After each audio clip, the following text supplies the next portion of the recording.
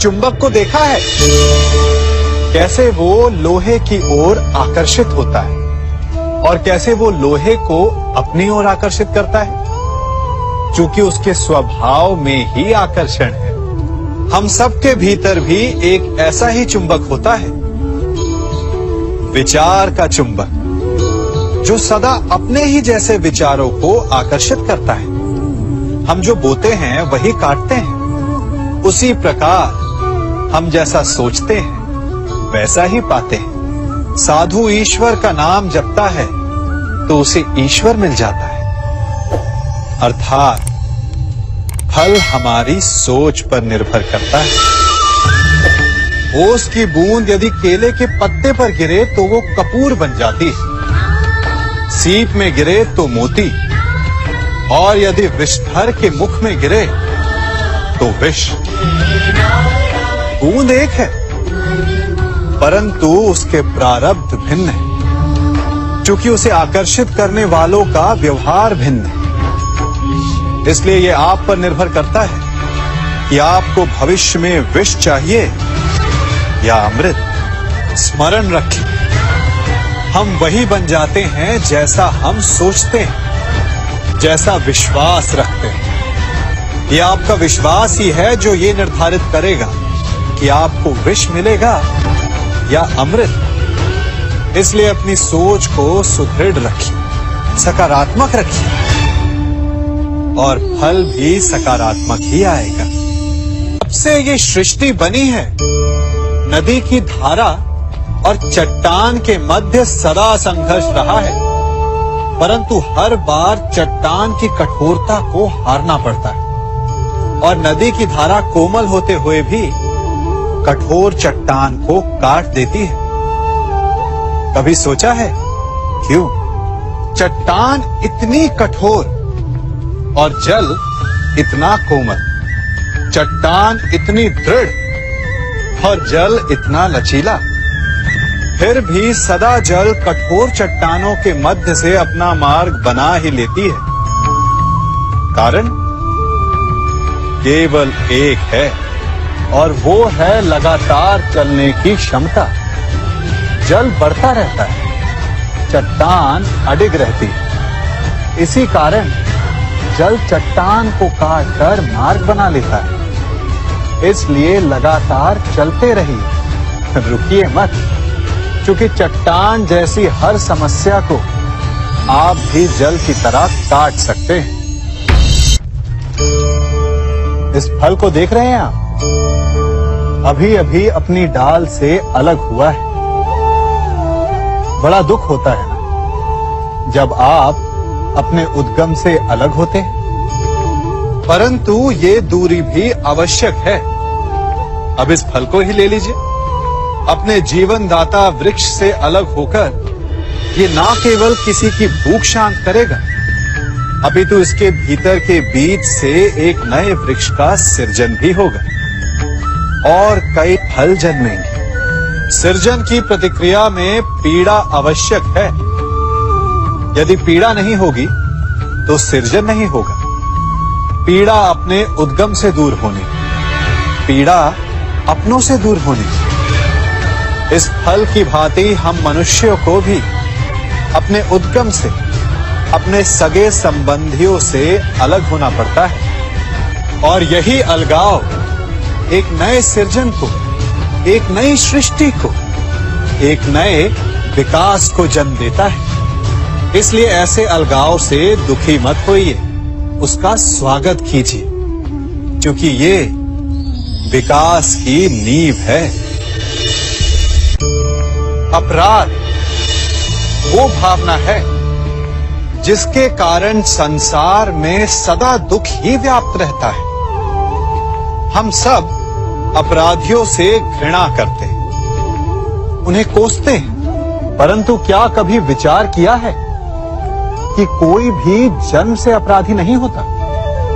तो ऐसा क्या कारण है कि कोई इतना बुरा बन जाता है कि वो बुराई की सीमाएं ही पार कर जाए? कारण है कामना। यदि कामना पर नियंत्रण ना रखा जाए यदि कामना को पूर्ण करने के लिए परिश्रम ना किया जाए तो वो तृष्णा में बदल जाती है, और तृष्णा लालच में, और लालच छल में, और छल करते ही मनुष्य अपराध की ओर अपने पग बढ़ा देता है। इसलिए ये अत्यंत आवश्यक है कि मन की कामनाओं पर नियंत्रण रहे। यदि मन पर नियंत्रण रहेगा तो अपराध पर स्वयं ही नियंत्रण हो जाएगा। हम सबका मन करता है कि हम जीवन में ऐसे शिखर पर पहुंचे जहां हमसे ऊपर कोई ना हो, जहां हमें कुछ करने की आवश्यकता ना पड़े, है ना? कुछ लोग इस शिखर पर पहुंच भी जाते हैं, परंतु उनका मन सदा विचलित रहता है। इतनी मनोरंजक बात है ना कि जिस विश्राम को पाने के लिए हम इतनी मेहनत करते हैं, इतना परिश्रम करते हैं, वो हमें मिलता ही नहीं। कारण स्वयं सोचिए, वन का राजा होने के पश्चात भी सिंह को अखेट के लिए परिश्रम क्यों करना पड़ता है? सोचिए। मैं बताता हूं, क्योंकि राजा होने का अर्थ ये नहीं कि वो सदा सोता रहे और मृग स्वयं उसके समक्ष आकर कहेगा कि आइए महाराज, मुझे खाकर अपनी भूख मिटाइए। तो समझ लीजिए, कार्य आपके परिश्रम से संपन्न होते हैं, केवल कामना से नहीं। यदि आप नीचे हैं तो सदा स्मरण रखें कि आपका परिश्रम ही आपको ऊंचाइयों पर ले जाएगा, और यदि आप ऊंचाई पर हैं तो वहां पर भी रहने के लिए आपको निरंतर परिश्रम करते रहना होगा। अर्थात परिश्रम से मुक्ति नहीं है, क्योंकि परिश्रम ही जीवन है। सबसे अधिक महत्वपूर्ण क्या है? जीवन, या जो जीवन में पाया, यात्रा, या यात्रा पूर्ण करने के बाद पाया गया लक्ष्य, कर्म या उसके फल? बहुत ही महत्वपूर्ण परंतु विकट प्रश्न है ना? परंतु तनिक धीरज से सोचेंगे तो इसका उत्तर अधिक कठिन नहीं है। यदि जीवन यात्रा है तो उसका लक्ष्य क्या होना चाहिए? स्वयं सोचिए। मान, संतान, धन? नहीं ना। अंतिम लक्ष्य है परम आनंद, और ये अचानक से नहीं मिलता। इसे पाने का केवल एक ही उपाय है, और वही आपका कर्म है, वही आपकी यात्रा भी, और वही आपका प्रारब्ध भी है। और आपको कौन बताता है कि आपके लिए सही क्या है? वो है आपका मन, जो मस्तिष्क की भांति हानि और लाभ नहीं सोचता, जो आपको ये बताता है कि शुभ किसमें है, संसार का कल्याण किसमें है, आनंद किसमें है। यदि आपका मन संयमित है तो वो आपका सबसे महत्वपूर्ण मार्गदर्शक है, जो आपकी यात्रा, आपका लक्ष्य, आपके कर्म और उसके फलों को सबको शुभ बना सकता है।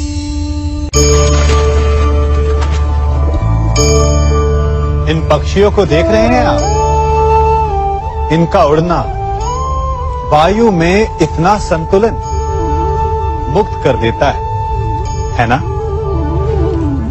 इन्हें उड़ते देख आपके मन में भी इच्छा होती होगी कि इन्हीं की भांति आप भी स्वतंत्रता से उड़ पाएं।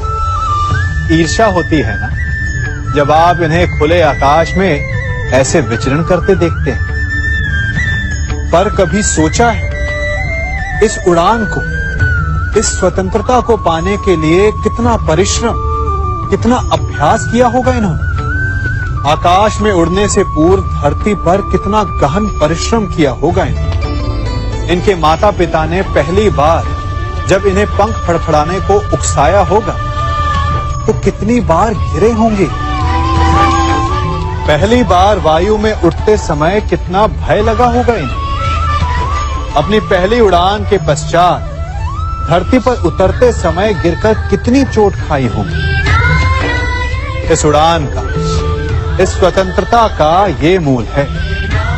यदि आप ये दे सकते हैं तो अवश्य आप भी इस स्वतंत्रता को पा सकते हैं। इन पक्षियों की भांति ही अपने चारों ओर जब भी आप किसी सफल मनुष्य को देखें तो उससे ईर्ष्या ना करें। उसके परिश्रम और पीड़ा को समझने का प्रयास करें जो उसने यहां तक पहुंचने में पाई है। प्रेरणा लें, प्रयास करें और स्वयं भी सफल हो जाएं।